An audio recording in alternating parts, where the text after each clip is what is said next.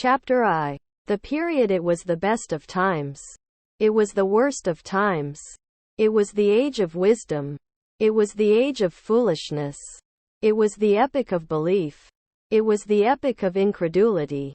It was the season of light. It was the season of darkness.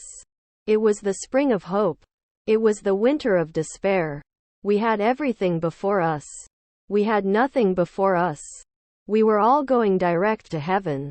We were all going direct the other way. In short, the period was so far like the present period that some of its noisiest authorities insisted on its being received, for good or for evil, in the superlative degree of comparison only. There were a king with a large jaw and a queen with a plain face. On the throne of England, there were a king with a large jaw and a queen with a fair face.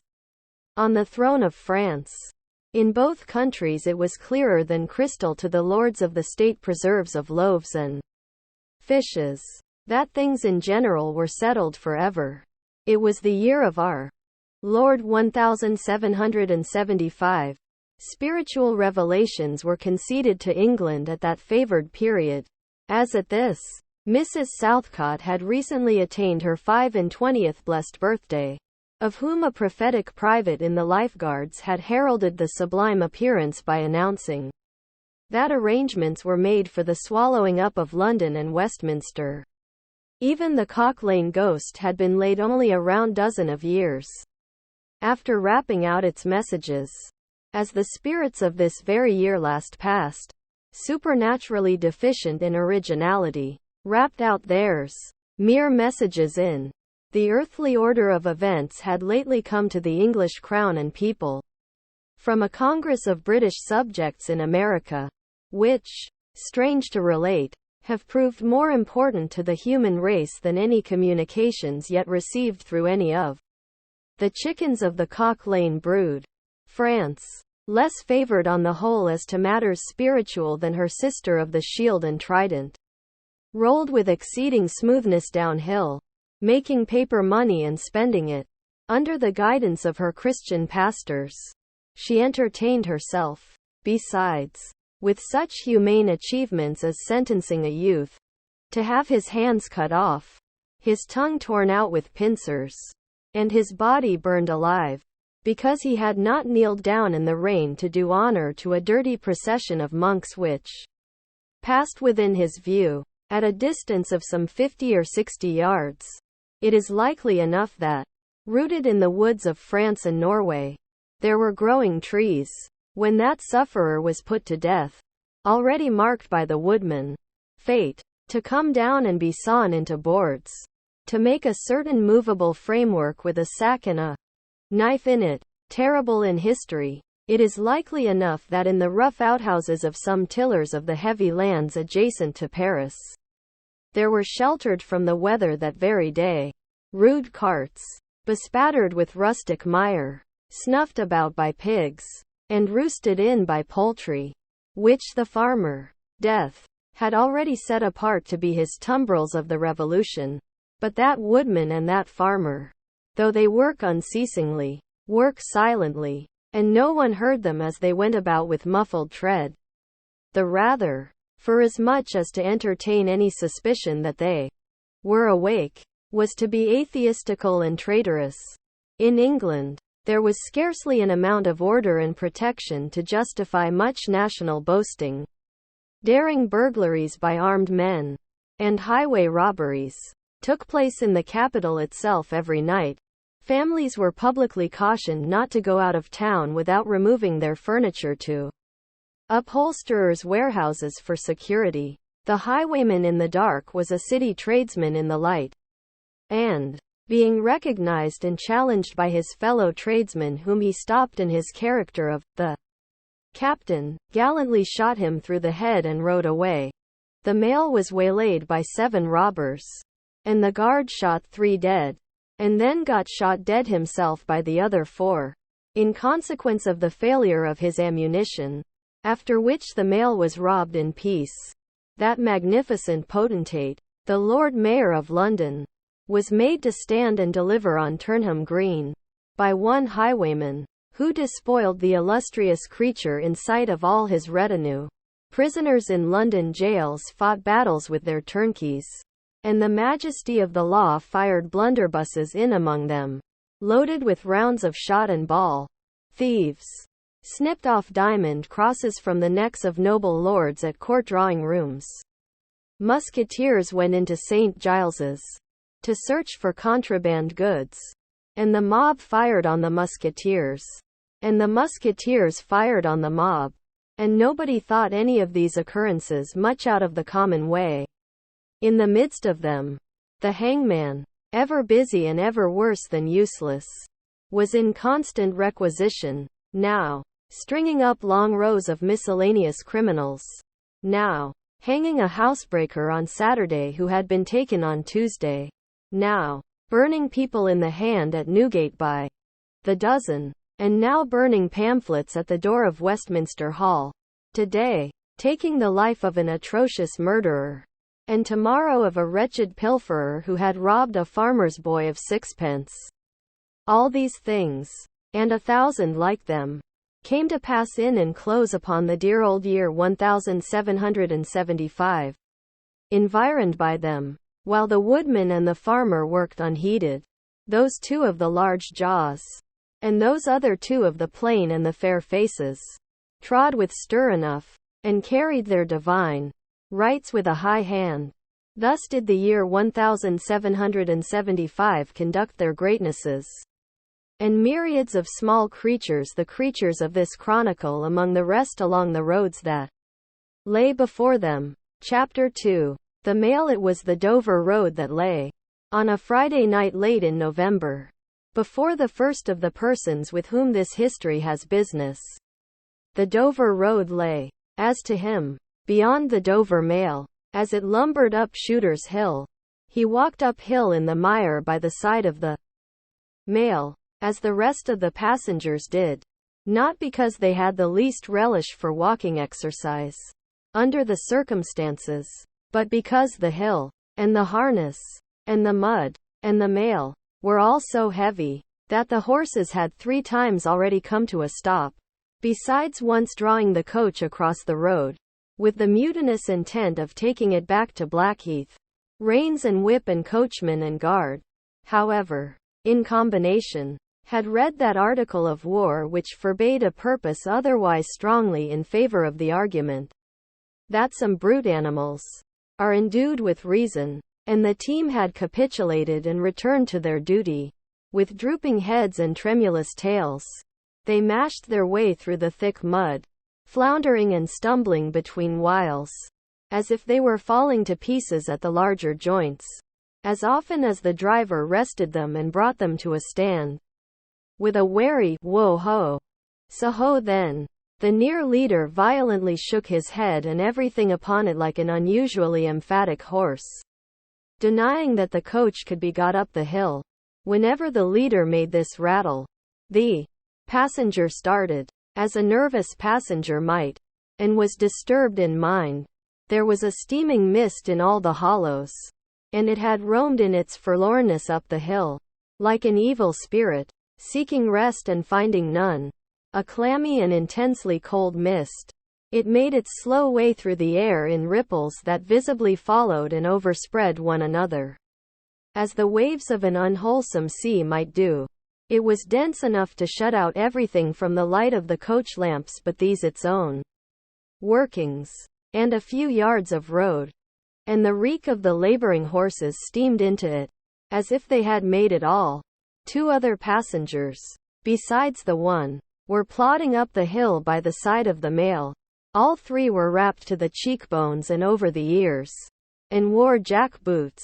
Not one of the 3 could have said, from anything he saw, what either of the other 2 was like, and each was hidden under almost as many wrappers from the eyes of the mind as from the eyes of the body of his 2 companions. In those days, travelers were very shy of being confidential on a short notice, for anybody on the road might be a robber or in league with robbers. As to the latter, when every posting house and alehouse could produce somebody in the captain's pay, ranging from the landlord to the lowest stable nondescript. It was the likeliest thing upon the cards. So the guard of the Dover Mail thought to himself. That Friday night in November 1775, lumbering up Shooter's Hill, as he stood on his own particular perch behind the mail, beating his feet, and keeping an eye and a hand on the arm chest before him, where a loaded blunderbuss lay at the top of 6 or 8 loaded horse pistols, deposited on a substratum of cutlass. The Dover Mail was in its usual genial position that the guard suspected the passengers. The passengers suspected one another and the guard. They all suspected everybody else. And the coachman was sure of nothing but the horses, as to which cattle he could with a clear conscience have taken his oath on the 2 testaments that they were not fit for the journey. "Whoa ho," said the coachman. "So, then, one more pull and you're at the top, and be damned to you, for I have had trouble enough to get you to it." "Joe, halloa," the guard replied. "What o'clock do you make it, Joe?" 10 minutes. "Good. Past 11. My blood," ejaculated the vexed coachman. "And not a top of Shooters yet. Tst. Yaw. Get on with you." The emphatic horse, cut short by the whip in a most decided negative, made a decided scramble for it, and the 3 other horses followed suit.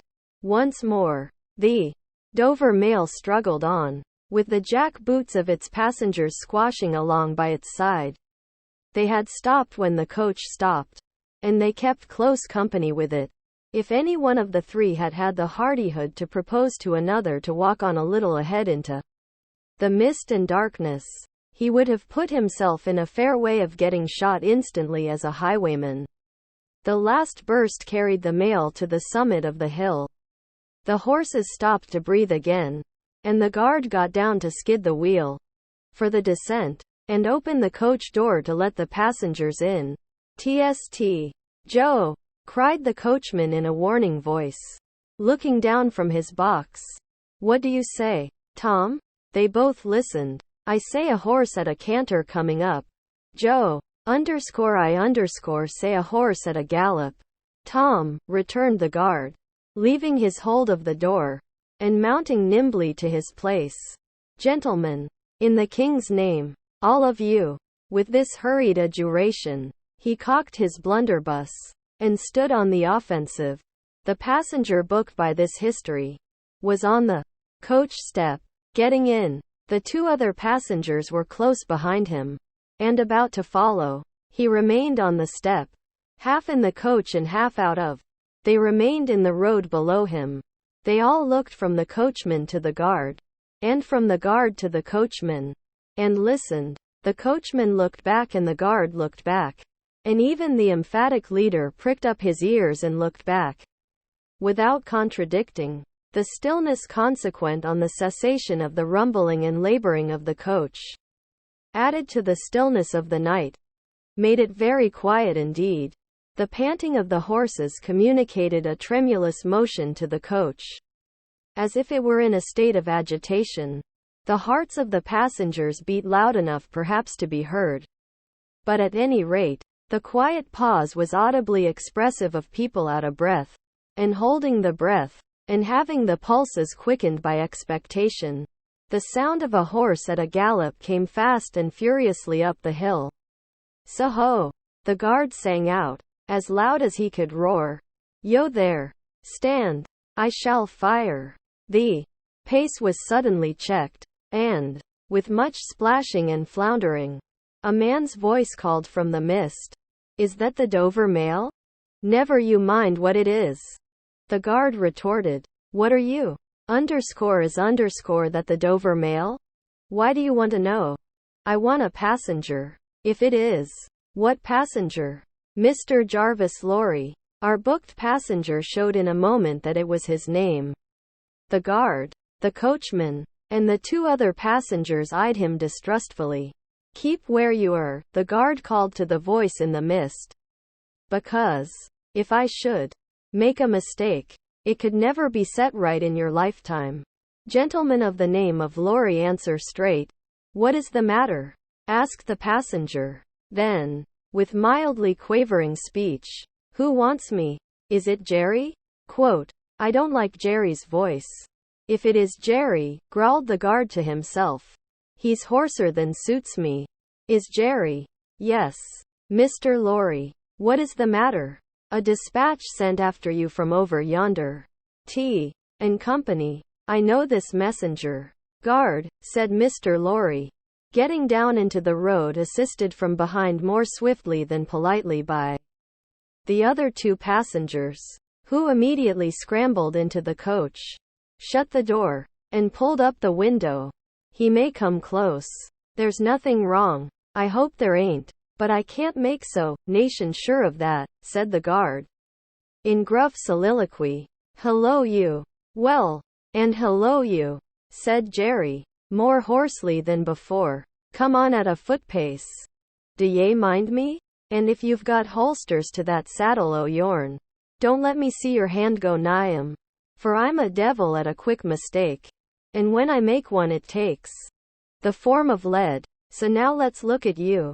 The figures of a horse and rider came slowly through the eddying mist, and came to the side of the mail, where the passenger stood. The rider stooped, and, casting up his eyes at the guard, handed the passenger a small folded paper. The rider's horse was blown, and both horse and rider were covered with mud, from the hoofs of the horse to the hat of the man. Guard, said the passenger, in a tone of quiet business confidence. The watchful guard, with his right hand at the stock of his raised blunderbuss, his left at the barrel, and his eye on the horseman, answered curtly, Sir, there is nothing to apprehend. I belong to Tellson's Bank. You must know Tellson's Bank in London. I am going to Paris on business. A crown to drink. I may read this? If so be as you're quick. Sir, he opened it in the light of the coach lamp on that side, and read first to himself and then aloud. Wait at Dover for Momselle. It's not long. You see. Guard. Jerry. Say that my answer was recalled to life. Jerry started in his saddle. That's a blazing strange answer. Too, said he, at his hoarsest. Take that message back, and they will know that I received this, as well as if I wrote. Make the best of your way. Good night. With those words the passenger opened the coach door and got in, not at all assisted by his fellow passengers, who had expeditiously secreted their watches and purses in their boots, and were now making a general pretense of being asleep, with no more definite purpose than to escape the hazard of originating any other kind of action. The coach lumbered on again, with heavier wreaths of mist closing round it as it began the descent. The guard soon replaced his blunderbuss in his arm-chest, and, having looked to the rest of its contents, and having looked to the supplementary pistols that he wore in his belt, looked to a smaller chest beneath his seat, in which there were a few smith's tools, a couple of torches, and a tinder box. For he was furnished with that completeness that if the coach lamps had been blown and stormed out, which did occasionally happen, he had only to shut himself up inside, keep the flint and steel sparks well off the straw, and get a light with tolerable safety and ease, if he were lucky, in 5 minutes. Tom, softly over the coach roof. Hello, Joe, did you hear the message? I did. Joe, what did you make of it? Tom? Nothing at all. Joe, that's a coincidence. Too, the guard mused. For I made the same of it myself. Jerry, left alone in the mist and darkness, dismounted meanwhile, not only to ease his spent horse, but to wipe the mud from his face, and shake the wet out of his hat brim, which might be capable of holding about half a gallon. After standing with the bridle over his heavily splashed arm, until the wheels of the mail were no longer within hearing and the night was quite still again, he turned to walk down the hill. After that there galloped from Temple Bar. Old lady, I won't trust your 4 legs till I get you on the level, said this horse messenger, glancing at his mare. recalled to life. That's a blazing strange message. Much of that wouldn't do for you. Jerry. I say, Jerry, you'd be in a blazing bad way if recalling to life was to come into fashion. Jerry. Chapter 3. The night shadows, a wonderful fact to reflect upon. That every human creature is constituted to be that profound secret and mystery to every other. A solemn consideration, when I enter a great city by night, that every one of those darkly clustered houses encloses its own secret. That every room in every one of them encloses its own secret. That every beating heart in the hundreds of thousands abreasts there is, in some of its imaginings, a secret to the heart nearest it. Something of the awfulness, even of death itself, is referable to this. No more can I turn the leaves of this dear book that I loved, and vainly hope in time to read it all. No more can I look into the depths of this unfathomable water, wherein, as momentary lights glanced into it, I have had glimpses of buried treasure and other things submerged. It was appointed that the book should shut with a spring, forever and forever. When I had read but a page, it was appointed that the water should be locked in an eternal frost.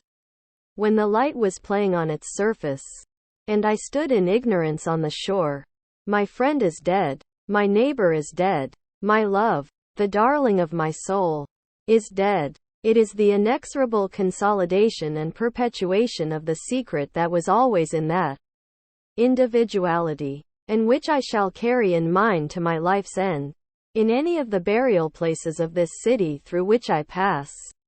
Is there a sleeper more inscrutable than its busy inhabitants are, in their innermost personality, to me, or than I am to them? As to this, his natural and not to be alienated inheritance, the messenger on horseback had exactly the same possessions as the king, the first minister of state, or the richest merchant in London.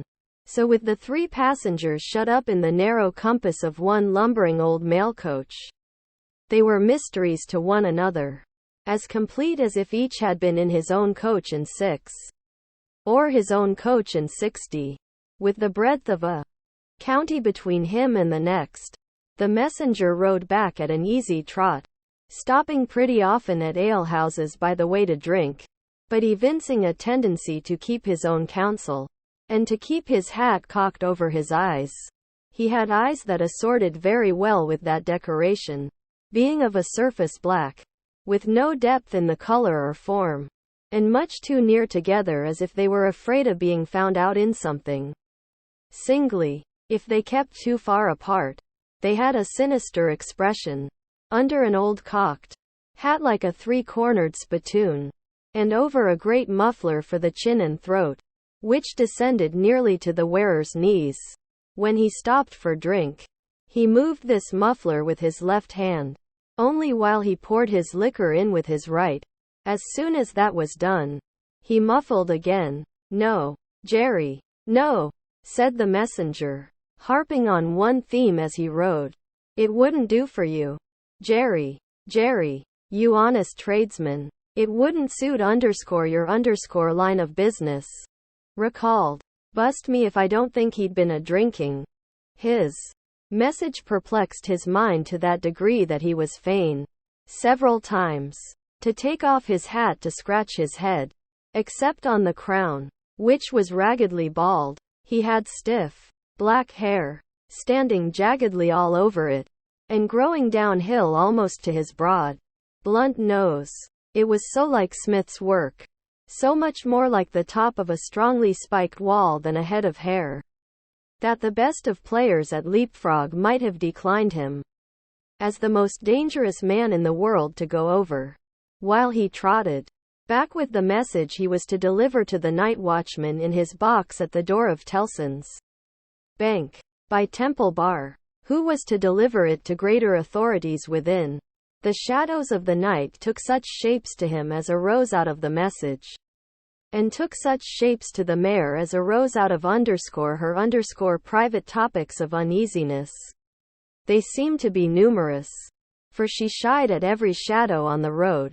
What time The mail coach lumbered, jolted, rattled, and bumped upon its tedious way, with its three fellow inscrutables inside, to whom, likewise, the shadows of the night revealed themselves, in the forms their dozing eyes and wandering thoughts suggested. Tellson's bank had a run upon it in the mail, as the bank passenger with an arm drawn through the leathern strap, which did what lay in it to keep him from pounding against the next passenger, and driving him into his corner.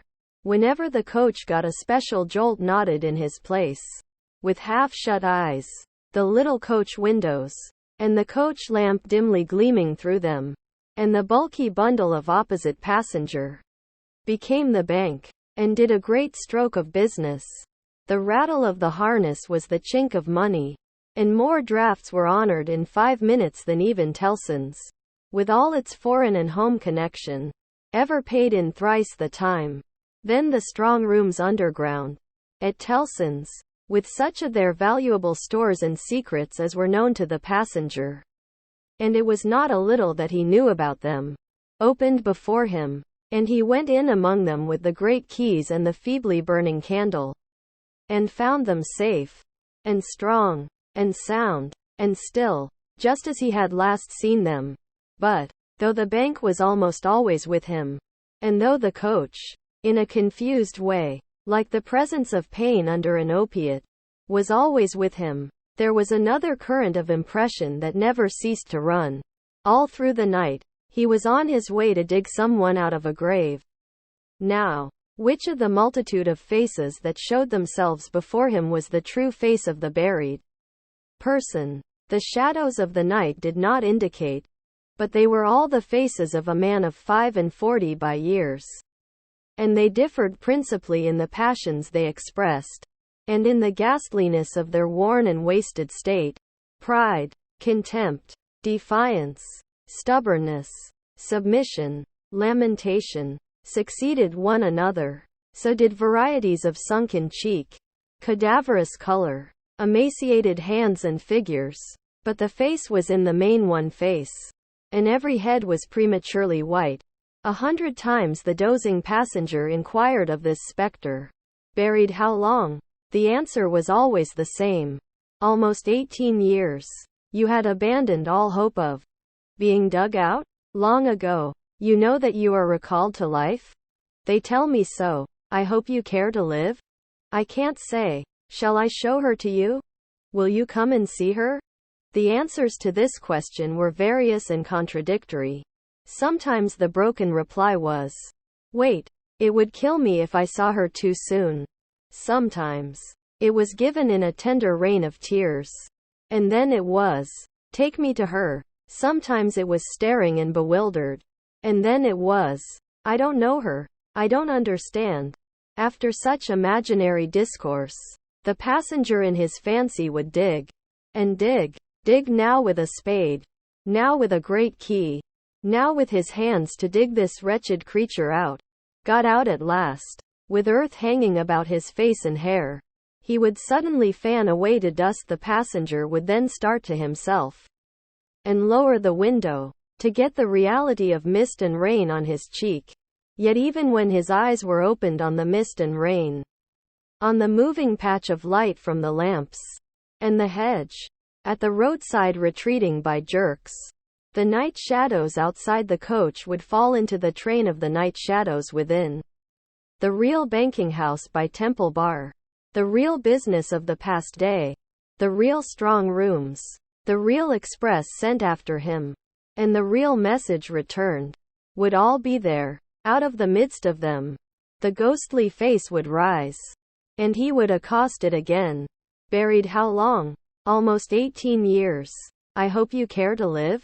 "I can't say." Dig, dig, dig until an impatient movement from one of the 2 passengers would admonish him to pull up the window, draw his arm securely through the leathern strap, and speculate upon the 2 slumbering forms, until his mind lost its hold of them, and they again slid away into the bank and the grave. "Buried how long?" "Almost 18 years. You had abandoned all hope of being dug out?" "Long ago." The words were still in his hearing, as just spoken distinctly in his hearing as ever. Spoken words had been in his life when the weary passenger started to the consciousness of daylight, and found that the shadows of the night were gone. He lowered the window, and looked out at the rising sun. There was a ridge of plowed land, with a plow upon it where it had been left last night when the horses were unyoked. Beyond, a quiet coppice wood, in which many leaves of burning red and golden yellow still remained upon the trees. Though the earth was cold and wet, the sky was clear, and the sun rose bright, placid, and beautiful. 18 years, said the passenger, looking at the sun. Gracious Creator of day, to be buried alive for 18 years. Chapter IV. The preparation when the mail got successfully to Dover. In the course of the forenoon, the head drawer at the Royal George Hotel opened the coach door as his custom was. He did it with some flourish of ceremony, for a mail journey from London in winter was an achievement to congratulate an adventurous traveler upon. By that time, there was only one adventurous traveler left to be congratulated, for the two others had been set down at their respective roadside destinations. The mildewy inside of the coach, with its damp and dirty straw, its disagreeable smell, and its obscurity, was rather like a larger dog kennel. Mr. Lorry, the passenger, shaking himself out of it in chains of straw, a tangle of shaggy wrapper, flapping hat, and muddy legs, was rather like a larger sort of dog. There will be a packet to Calais tomorrow. Drawer? Yes, sir. If the weather holds and the wind sets tolerable fair, the tide will serve pretty nicely at about 2 in the afternoon. Sir. Bed. Sir? I shall not go to bed till night, but I want a bedroom, and a barber, and then breakfast. Sir? Yes, sir. That way, sir, if you please. Show Concord. Gentleman's valise and hot water to Concord. Pull off gentleman's boots in Concord. You will find a fine sea coal fire. Sir, fetch barber to Concord. Stir about there. Now, for Concord. The Concord bedchamber being always assigned to a passenger by the mail, and passengers by the mail being always heavily wrapped up from head to foot. The room had the odd interest for the establishment of the Royal George, that although but one kind of man was seen to go into it, all kinds and varieties of men came out of it. Consequently, another drawer, and 2 porters, and several maids and the landlady, were all loitering by accident at various points of the road between the Concord and the coffee room, when a gentleman of 60, formally dressed in a brown suit of clothes, pretty well worn, but very well kept, with large square cuffs and large flaps to the pockets, passed along on his way to his breakfast. The coffee room had no other occupant that forenoon than the gentleman in brown. His breakfast table was drawn before the fire, and as he sat, with its light shining on him, waiting for the meal, he sat so still that he might have been sitting for his portrait. Very orderly and methodical he looked, with a hand on each knee, and a loud watch ticking a sonorous sermon under his flapped waistcoat, as though it pitted its gravity and longevity against the levity and evanescence of the brisk fire. He had a good leg, and was a little vain of it, for his brown stockings fitted sleek and close, and were of a fine texture.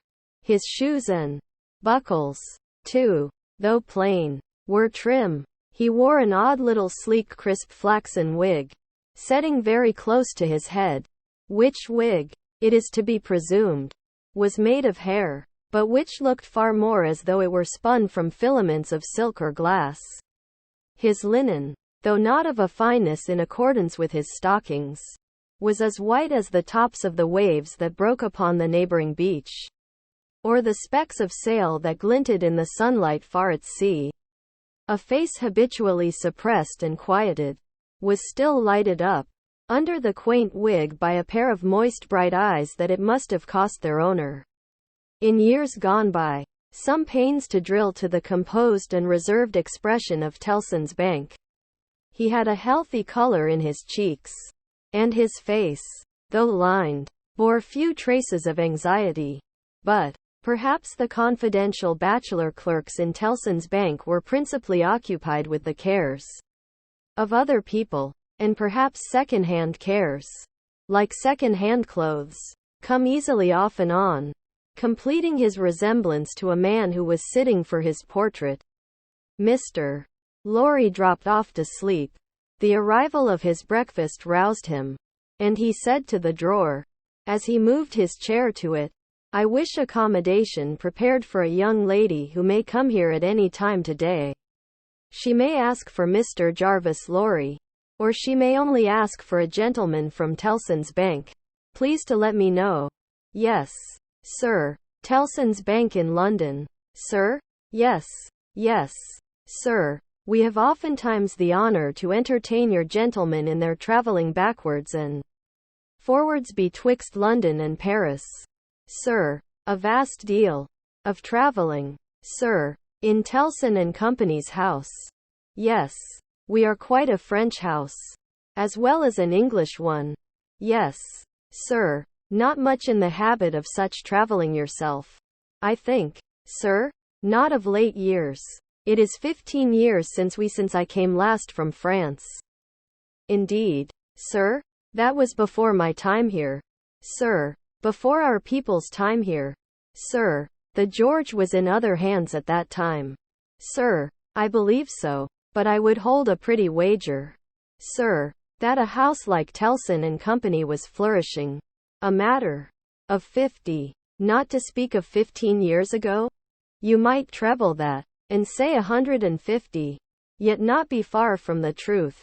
"Indeed, sir," rounding his mouth and both his eyes, as he stepped backward from the table. The waiter shifted his napkin from his right arm to his left, dropped into a comfortable attitude, and stood surveying the guest while he ate and drank, as from an observatory or watchtower, according to the immemorial usage of waiters in all ages.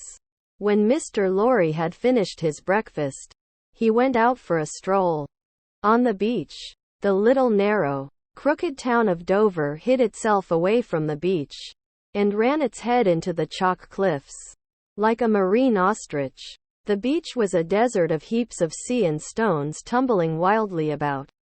And the sea did what it liked, and what it liked was destruction. It thundered at the town, and thundered at the cliffs, and brought the coast down madly. The air among the houses was of so strong a piscatory flavor that one might have supposed sick fish went up to be dipped in it, as sick people went down to be dipped in the sea. A little fishing was done in the port, and a quantity of strolling about by night, and looking seaward, particularly at those times when the tide made, and was near flood. Small tradesmen, who did no business whatever, sometimes unaccountably realized large fortunes, and it was remarkable that nobody in the neighborhood could endure a lamplighter. As the day declined into the afternoon, and the air, which had been at intervals clear enough to allow the French coast to be seen, became again charged with mist and vapor, Mr. Lorry's thoughts seemed to cloud too, when it was dark, and he sat before the coffee-room fire, awaiting his dinner as he had awaited his breakfast. His mind was busily digging in the live red coals. A bottle of good claret after dinner does a digger in the red coals no harm, otherwise than as it has a tendency to throw him out of work. Mr. Lorry had been idle a long time, and had just poured out his last glassful of wine with as complete an appearance of satisfaction as is ever to be found in an elderly gentleman of a fresh complexion who has got to the end of a bottle, when a rattling of wheels came up the narrow street, and rumbled into the inn yard. He set down his glass untouched. "This is Momzell," said he. In a very few minutes the waiter came in to announce that Miss Manette had arrived from London, and would be happy to see the gentleman from Tellson's. So soon? Miss Manette had taken some refreshment on the road, and required none then, and was extremely anxious to see the gentleman from Tellson's immediately, if it suited his pleasure and convenience. The gentleman from Tellson's had nothing left for it but to empty his glass with an air of stolid desperation, settle his odd little flaxen wig at the ears, and follow the waiter to Miss Manette's apartment. It was a large, dark room, furnished in a funereal manner with black horsehair, and loaded with heavy dark tables. These had been oiled and oiled, until the two tall candles on the table in the middle of the room were gloomily reflected on every leaf, as if they were buried in deep graves of black mahogany, and no light to speak of could be expected from them until they were dug out. The obscurity was so difficult to penetrate that Mr. Lorry, picking his way over the well-worn Turkey carpet, supposed Miss Manette to be, for the moment, in some adjacent room, until, having got past the two tall candles, he saw standing to receive him by the table between them and the fire a young lady of not more than 17, in a riding cloak, and still holding her straw traveling hat by its ribbon in her hand, as his eyes rested on a short, slight, pretty figure, a quantity of golden hair, a pair of blue eyes that met his own with an inquiring look, and a forehead with a singular capacity, remembering how young and smooth it was, of rifting and knitting itself into an expression that was not quite one of perplexity, or wonder, or alarm, or merely of a bright fixed attention, though it included all the four expressions as his eyes rested on these things. A sudden vivid likeness passed before him, of a child whom he had held in his arms on the passage across that very channel, one cold time, when the hail drifted heavily and the sea ran high. The likeness passed away, like a breath along the surface of the gaunt pier glass behind her, on the frame of which a hospital procession of Negro Cupids, several headless and all cripples, were offering black baskets of dead sea fruit to black divinities of the feminine gender, and he made his formal bow to Miss Manette. "Pray take a seat, sir," in a very clear and pleasant young voice, a little foreign in its accent, but a very little indeed. "I kiss your hand, miss," said Mr. Lorry, with the manners of an earlier date, as he made his formal bow again, and took his seat. "I received a letter from the bank, sir, yesterday, informing me that some intelligence or discovery, the word is not material, miss, either word will do, respecting the small property of my poor father, whom I never saw so long dead." Mr. Lorry moved in his chair, and cast a troubled look towards the hospital procession of Negro Cupids, as if they had any help for anybody in their absurd baskets, rendered it necessary that I should go to Paris, there to communicate with a gentleman of the bank, so good as to be dispatched to Paris for the purpose. Myself, as I was prepared to hear, sir, she curtsied to him. Young ladies made curtsies in those days, with a pretty desire to convey to him that she felt how much older and wiser he was than she. He made her another bow. I replied to the bank, sir, that as it was considered necessary, by those who know, and who are so kind as to advise me, that I should go to France, and that as I am an orphan and have no friend who could go with me, I should esteem it highly if I might be permitted to place myself, during the journey, under that worthy gentleman's protection. The gentleman had left London, but I think a messenger was sent after him to beg the favor of his waiting for me here. I was happy, said Mr. Lorry, to be entrusted with the charge. I shall be more happy to execute it. Sir, I thank you indeed. I thank you very gratefully. It was told me by the bank that the gentleman would explain to me the details of the business, and that I must prepare myself to find them of a surprising nature. I have done my best to prepare myself, and I naturally have a strong and eager interest to know what they are. Naturally, said Mr. Lorry. Yes, after a pause. He added, again settling the crisp flaxen wig at the ears. It is very difficult to begin. He did not begin, but, in his indecision, met her glance.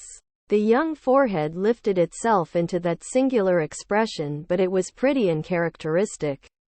Besides being singular, and she raised her hand, as if with an involuntary action she caught at, or stayed some passing shadow.